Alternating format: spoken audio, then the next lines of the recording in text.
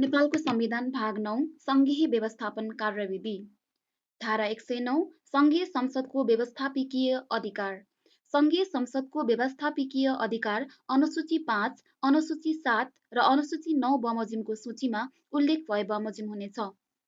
धारा 110 विधेयक प्रस्तुत गर्ने विधि 1 यस संविधानको अधीनमा रही सङ्घीय संसदको कुनै पनि सदनमा विधेयक प्रस्तुत गर्न सकिनेछ, तर अर्थ विधेयक प्रतिनिधि सभामा मात्र प्रस्तुत गरिनेछ।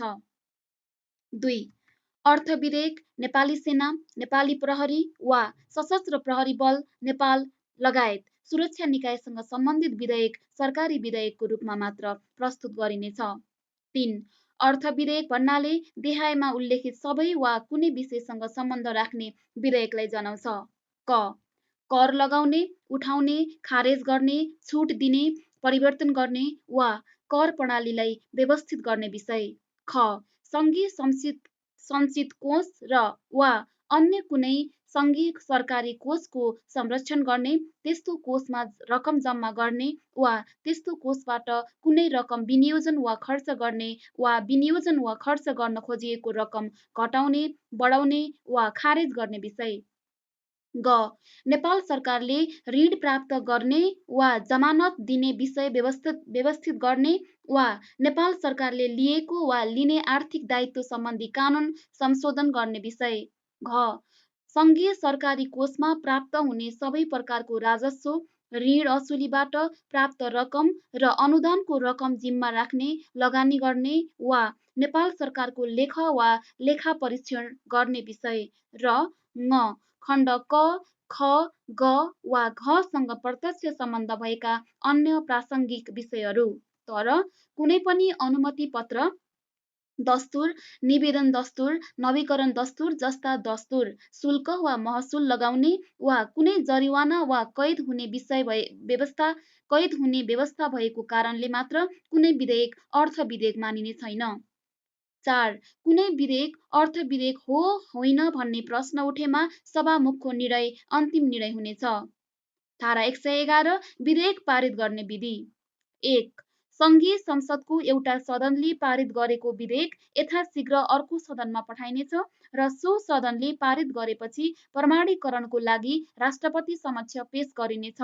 2 प्रतिनिधि सभाले पारित गरेको अर्थ विधेयक राष्ट्रिय सभामा पठाइनेछ।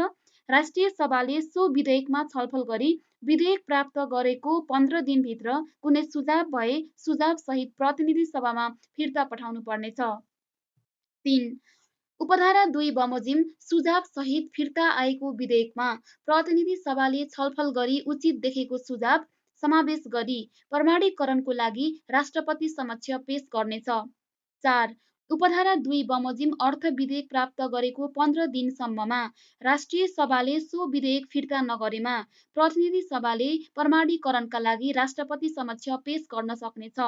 5 प्रतिनिधि सभाले पारित गरी राष्ट्रिय सभामा पठाएको अर्थ विधेयक बाहेक अन्य विधेयक राष्ट्रिय सभाले आफू समक्ष प्राप्त भएको 2 महिनाभित्र पारित गरी वा सुझाव सहित फिर्ता पठाउनु पर्नेछ।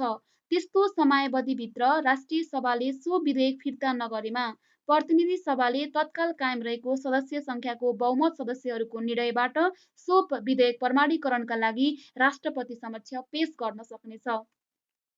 6 अर्थ विधेयक बाहेक कुनै सदनले पारित गरेको अन्य विधेयक अर्को सदनले अस्वीकृत गरेमा वा संशोधन सहित पारित गरेमा सो विधेयक उत्पत्ति भएको सदनमा फिर्ता पठाउनु पर्नेछ।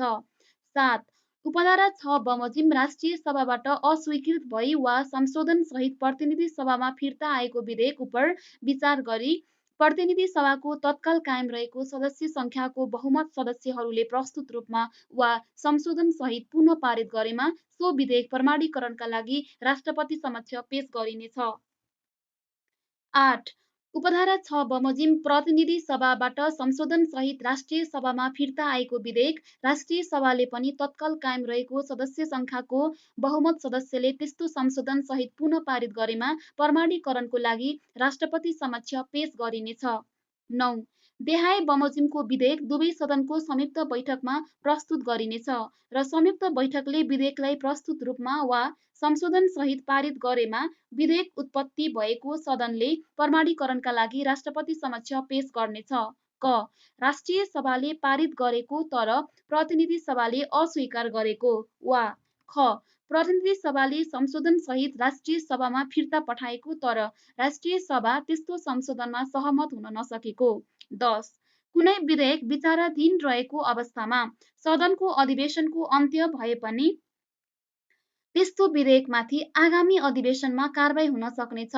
तर कुनै विधेयक प्रतिनिधि सभामा प्रस्तुत भई विचाराधीन रहेको वा प्रतिनिधि सभामा पारित भई राष्ट्रिय सभामा विचाराधीन रहेको अवस्थामा प्रतिनिधि सभा विघटन भएमा वा त्यसको कार्यकाल समाप्त भएमा त्यस्तो विधेयक निष्क्रिय हुनेछ। धारा 112 विधेयक फिर्ता लिने विधेयक प्रस्तुतकर्ताले सदनको स्वीकृति लिई विधेयक फिर्ता लिन सक्नेछ।